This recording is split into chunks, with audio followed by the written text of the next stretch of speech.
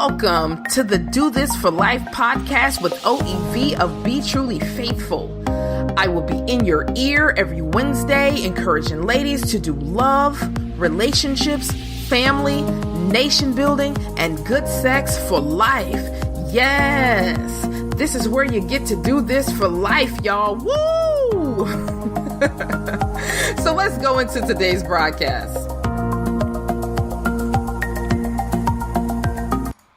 All right, what's up? Hey, everyone, and thank you for tuning in once again. I want to get right to it, y'all. I want to go right ahead and jump into this thing because it's been hot on me and I need to get it out, y'all. It's busting at the seams, okay? So let's get it. Are we leaving functional relationships in favor of dysfunctional ones? Are we cutting off the right people that we really need in our lives and sticking with the wrong people instead? Are we so attracted to dysfunction that we can't even see ourselves in functional relationships? Okay, so listen, every Tuesday, I do a group discussion in my Facebook group where we have over 14,000 women, and my group discussion post is called Tuesday Talk with OEV. So in my last discussion, we talked about why there is so much dysfunction in families.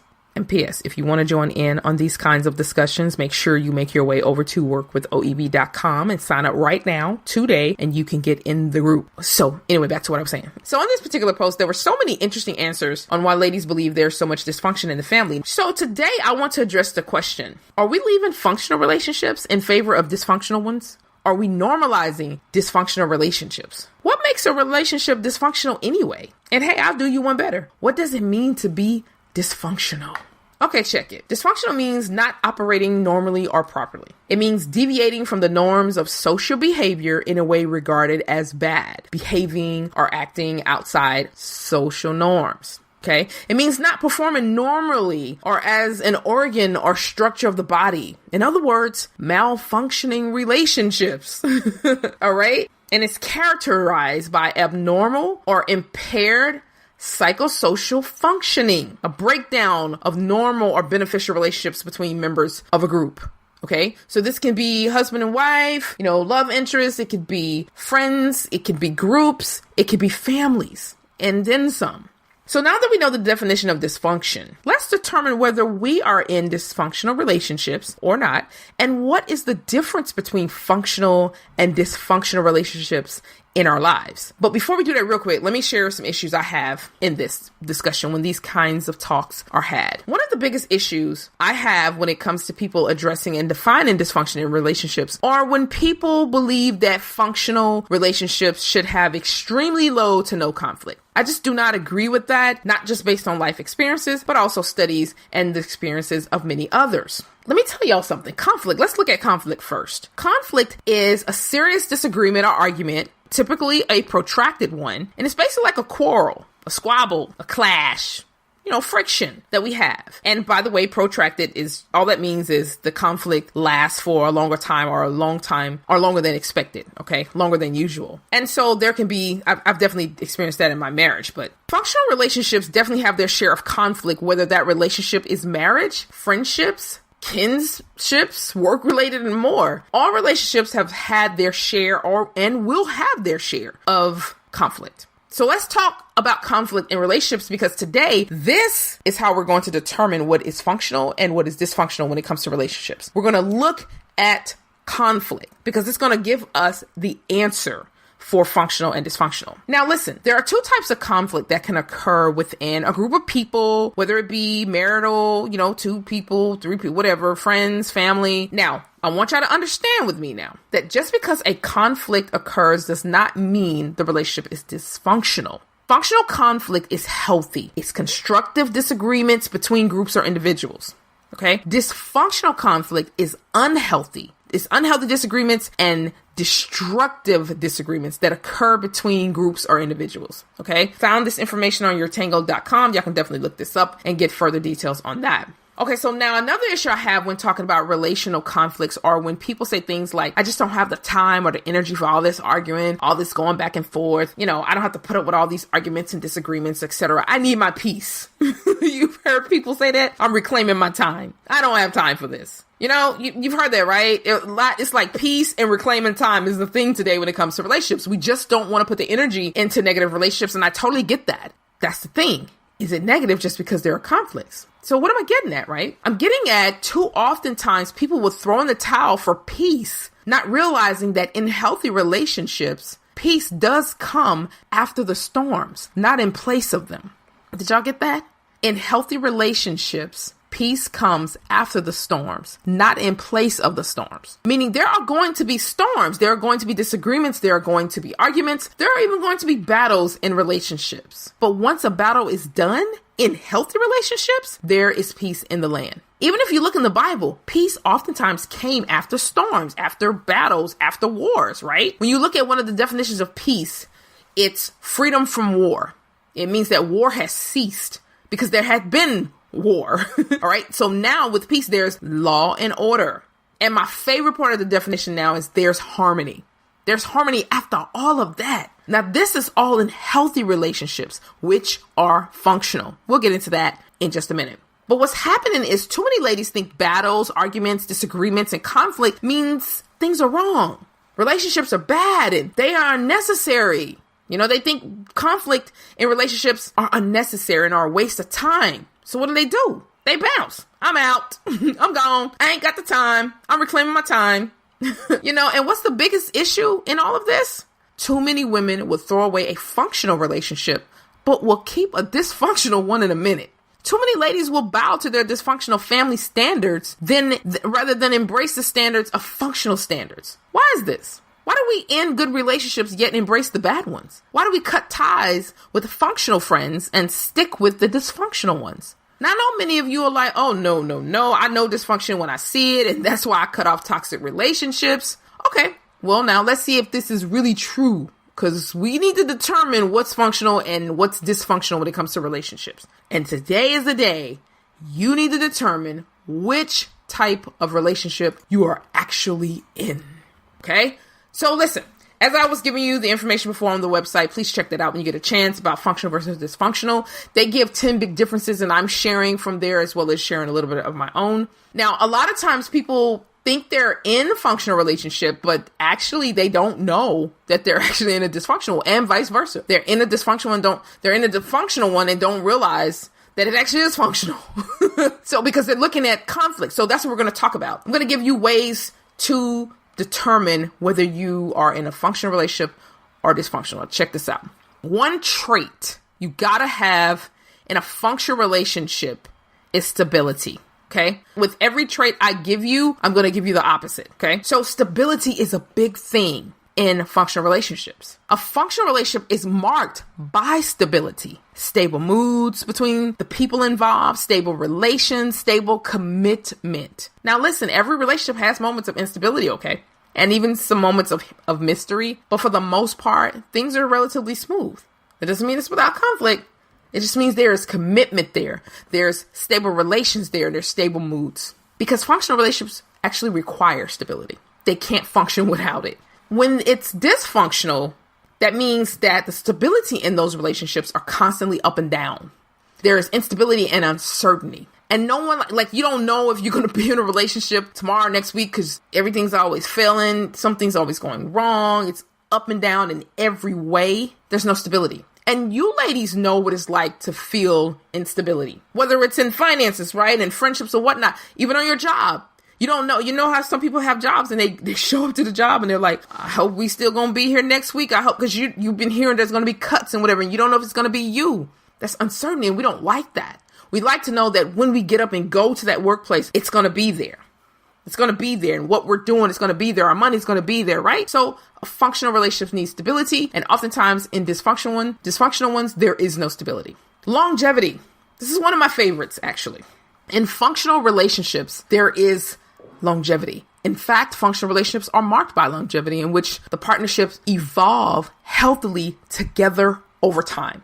Did y'all hear that? We evolve in functional relationships. We evolve healthily together and over time.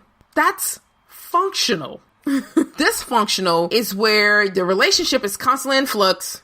The people involved never in sync. They breaking up all the time. Have you ever been in a relationship like that where you just keep breaking up? You get back together and you break up again, get back together and break up again. It's kind of like that uncertainty with stability, right? And now we're not in sync. One is doing one thing, the other is doing the other, and it's not an agreement overall. The Bible even talks about how can two walk together except they be agreed, right? So basically that means agree overall.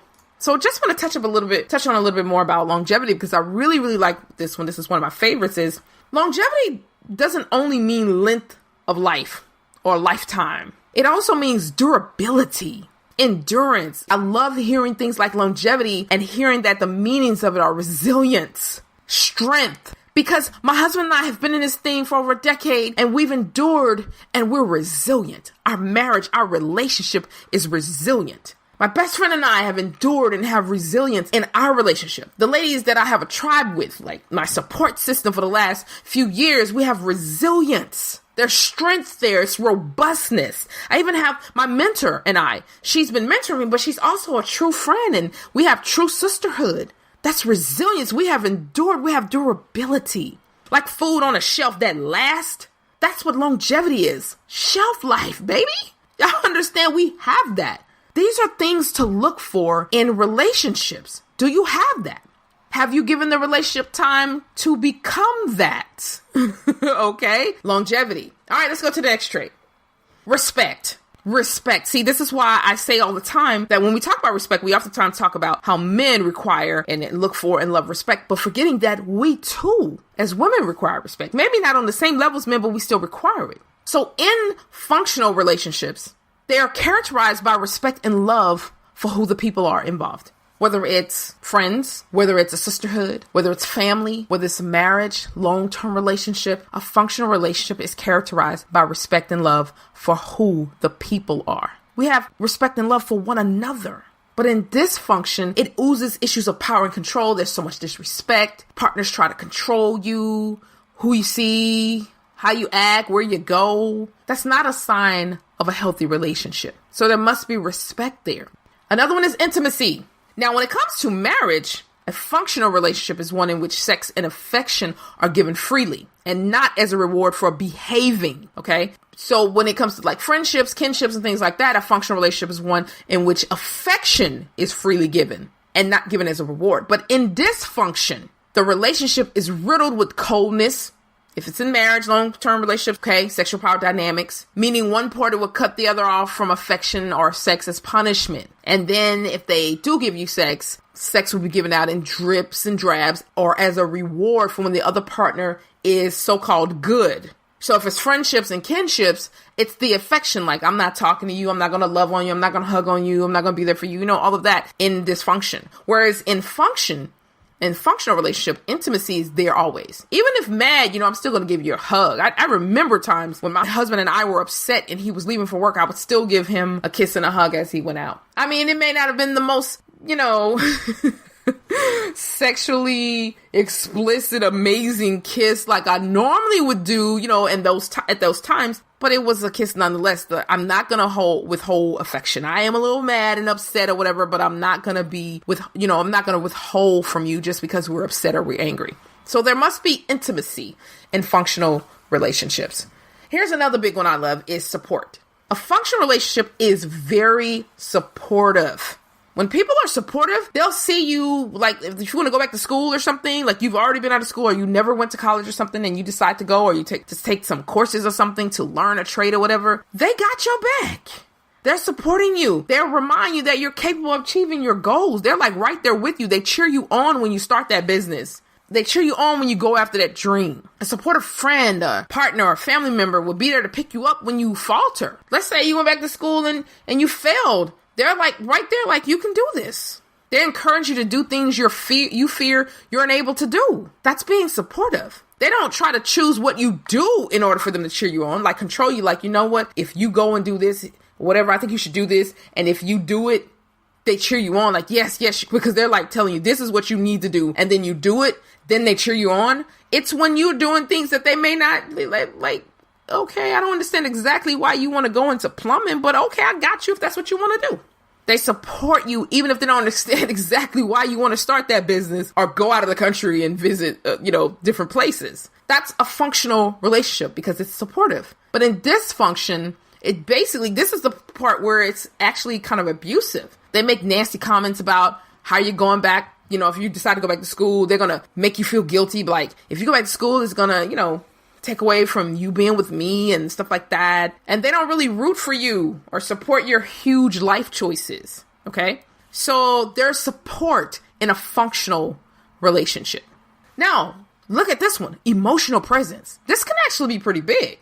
In a functional relationship, you are emotionally present for one another. You have a functional relationship when you have emotional presence. That means things like you checking on how the other feels, you're offering support during difficult times, and you're not withdrawing affection or praise. You remember things that's important to the person, and you want to spend time with them. You want to be around them. That's being emotionally present in functional relationships. But in dysfunction, emotionally, you're on another planet. The emotions are just gone. They're emotionally unavailable. They're like, nah, done.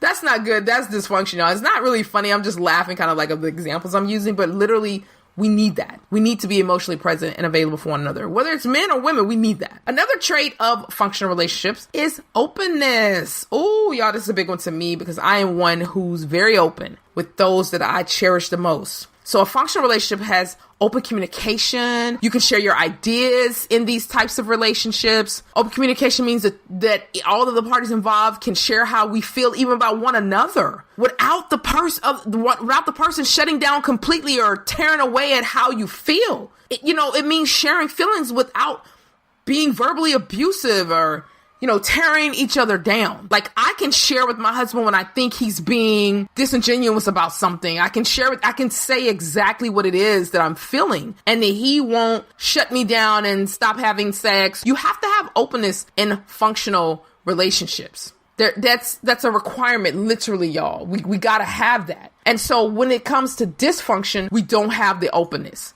Okay. Openness. It's secretive. It's restrictive. And it has many walls and parameters. So it's like, one person in this group or one person in the relationship is secretive and cuts you off and has a set of rules for how y'all all discuss things. They can also be verbally abusive. That kind of relationship is toxic. Okay. So another trait of a functional relationship is having compassion. Do y'all have compassion for who you both are? Do you all value one another as people in a marriage and whatnot? Do you understand that he or she has flaws and that you don't use their flaws against them? See, in functional relationship, there is compassion, not misjudgment. Okay. In dysfunction, all of y'all are just nitpicking and devaluing the other's point of views. You tear at each other and have expectations of one another that are not reasonable. Considering personality traits and the individual strengths and weaknesses. In other words, like, you may have someone that's very overweight and you're like, they have a personality type where they may have a little laziness at times and they have to be encouraged in a different type of way. And so they have strengths and weaknesses when it comes to their weight. But you're being unreasonable. Like, you need to lose weight, you're fat. It makes no sense that you're so big. Well, I'm trying to lose weight. Well, you need to lose weight in the next 2 weeks. I'm just giving an extreme example. 2 weeks. You know what you can do? You can go on a juice fast and do that for 2 weeks straight.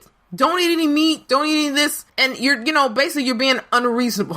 You have an expectation that's unreasonable. You expect them to do this because the person may want to lose weight, but you're being you're nitpicking and you're devaluing them and degrading and demeaning them, telling them to do it in that's a high expectation of them. Like, they can't do that in 2 weeks. They've never ever done a juice fast in their life. They've never, and it's not to say that someone couldn't do it. There are exceptions to the rule, but overall, that's an unreasonable expectation considering their personality and their individual strengths and weaknesses. So in functional relationship, there is compassion, not misjudgment. All right, security. I love it.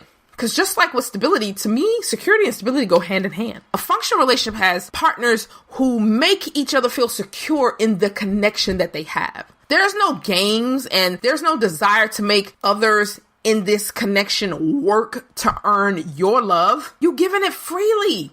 You're receiving it freely. But in dysfunction, the people involved are constantly questioned, are feeling insecure about the connection. That's a dysfunctional relationship. They're making you feel jealous, making it seem like You're not gonna always be around.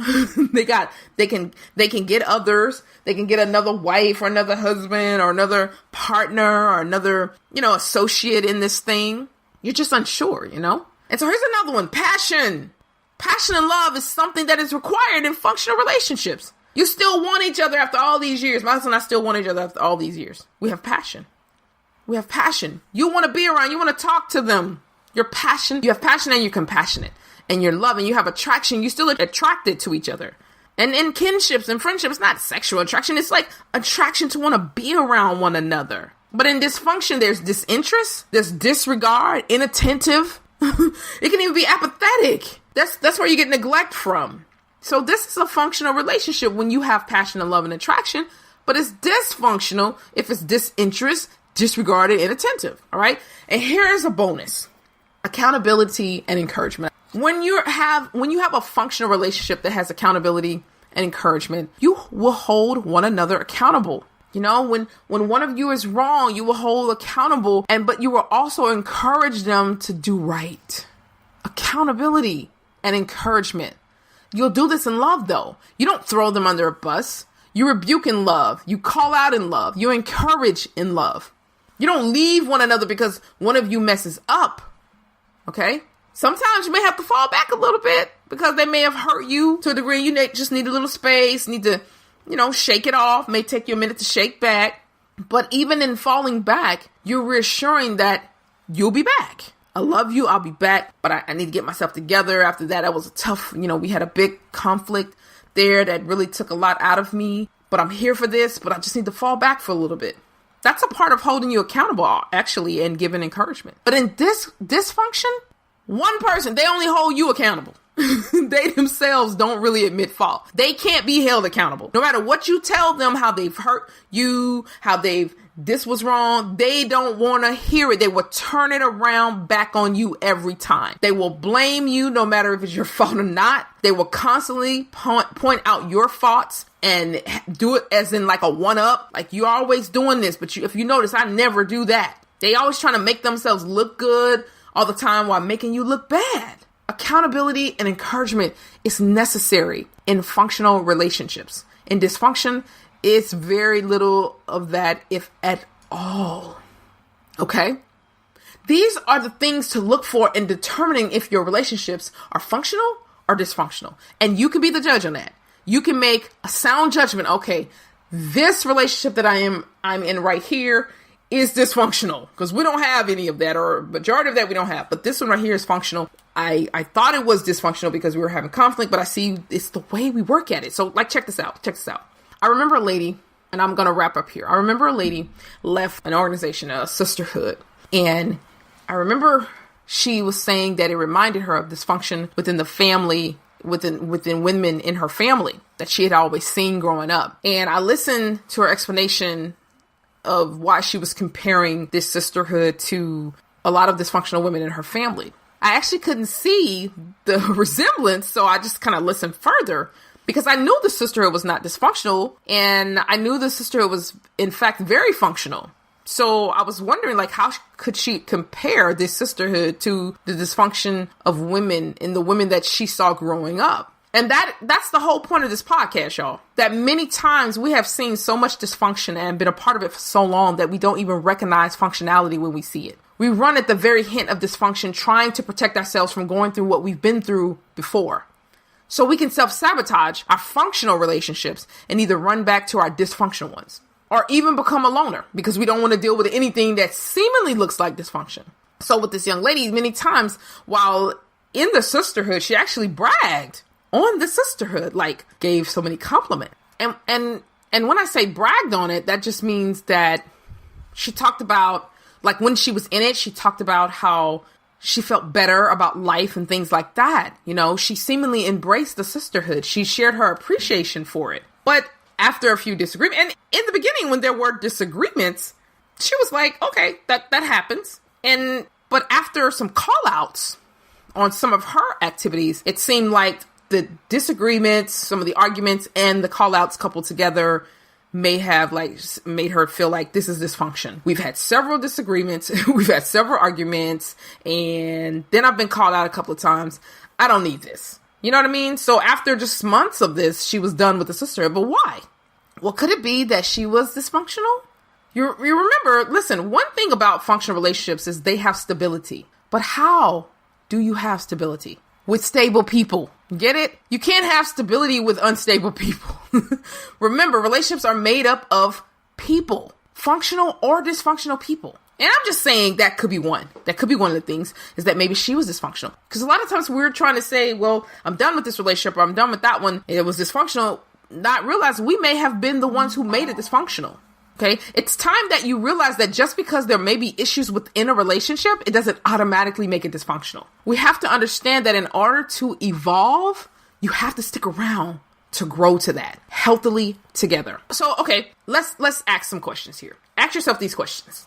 Does the relationship have stability? Is it stable relation, stable commitment like we talked about, even when there's been moments of instability and mystery? Or is stability constantly up and down and there's never any certainty of the relationship lasting? Does the relationship have longevity? Is there resilience there and endurance where you've evolved healthily with the person or the people involved over time together? Are y'all in sync or are y'all never in sync? Are y'all always running away and breaking up and just ending things and trying to come back and you keep doing this over and over again? Is there respect? Is there love and respect for everyone involved, or is there control and power tripping among one another? What about intimacy? Is affection freely given in this relationship, or is it withheld or used as punishment when one messes up? Do they love while angry? What about support? Do they cheer you on when accomplishing goals? Do you do that too? Do you do that to one another? Do they support you in your dreams and decisions? Is there massive support within this group or this relationship? Do they pick you up when you fall, or do they make fun of you when you fall? They put you down, degrade and belittle you. What about emotional presence? Are they emotionally present for one another? Are y'all emotionally present? Are you checking in to see how each other is feeling and how you're doing? Or is emotional presence missing, emotionally unavailable in the relationship? What about openness? Can you communicate? Can you share ideas? Can you share some deep, dark things that you wouldn't share with others? Can you share with each other without putting each other down or shutting down? Or is a relationship secretive and restrictive and has walls and you really can't share? You can't share your crazy ideas with them because they'll talk about you bad or put you down. What about compassion? Does the relationship have that? Do y'all value who each of you are as a person to one another? Do y'all understand one another's flaws without using them against one another to hurt or harm them? Or are y'all just nitpicking and devaluing other people's points in the relationship? Do you have unrealistic expectations of one another? And security. Are there games and desires being played to make the other person work to earn one another's love? Or do you know the love is always there even during conflict? Or is there constant questioning or feeling insecure about the connection that you have? What about passion? Passion, love, and attraction. Y'all want to be around each other? You want to go out, talk to each other on the phone, meet up together, hang out, whatever. Or is there disinterest, disregard, inattentiveness? And is there accountability and encouragement? Do you all hold one another accountable for wrongs and encourage each other to do good? Do y'all do this in love? Or only you hold people accountable? Or only they hold you accountable? And they don't really admit fault. No one admits fault. They blame one another all the time. No matter if someone's right or wrong, they just blame you. See, these are some good ways to tell if you're in a functional or dysfunctional relationship and whether you cut off the right people or embrace the wrong ones. Are your relationships one-sided where you're doing most of the work? Have you made the mistake of cutting off friends? Are you in a one-sided relationship where they're doing all the work really and you're getting all the benefits? Have you been cutting off friends and family members and love interests who really love you and were functional even though they missed the mark? Yet you held on to friends, family members, and love interests who were dysfunctional because it was the only dysfunction you knew and it was comfortable to you. Ladies, we got to wake up. If we come from dysfunction, oftentimes we will be dysfunctional. And in the end, we may not make the best decisions in relationships. So we'll cleave to more dysfunction and leave from function. There's no way in the world, y'all, that all of our relationships, many of us ended, were always dysfunctional. Many of us cut off some very functional relationships because we were afraid and we confused conflict with dysfunction. It's not necessarily about the conflict, though, that's the issue, but more so the way we handle the conflict that is the issue. Do we handle the conflict in love with regards to one another's feelings? Are we apologetic and repentful, righting any wrongs and continuing to show support? Are we accountable to one another, or do they just want you to be the only one accountable to them? Is only one person opening up and being vulnerable while the others are keeping things to themselves as if you're not worthy or qualified enough to help with their issues? We have to make sure we're not ending or running away from functional relationships where there may be conflicts and continuing on in running to relationships where the conflict is handled badly without the love necessary to have functional relationship. And let me just tell y'all, in order to do that, listen, y'all, make sure y'all get me on this. In order to even get to that point, we got to get from dysfunction to function. And then our relationships will become who we are. Remember this. Our relationships will become who we are. So does this mean if you're dysfunctional that you can never be in a healthy, functional relationship? No, it means you must first acknowledge you are dysfunctional and have made bad decisions during relationships. Because you can never get started in getting to functional if you stick in dysfunction. It also means within a group, in family, you may be dysfunctional or even have dysfunctional traits, but the group or the family may be functional. So you need to sit at the feet of those who are functional and have made it from dysfunction to functional so that you can learn up close and personal how to be free from dysfunctionality, quote unquote, in order to sustain the functional relationships you're now in. Does that make sense?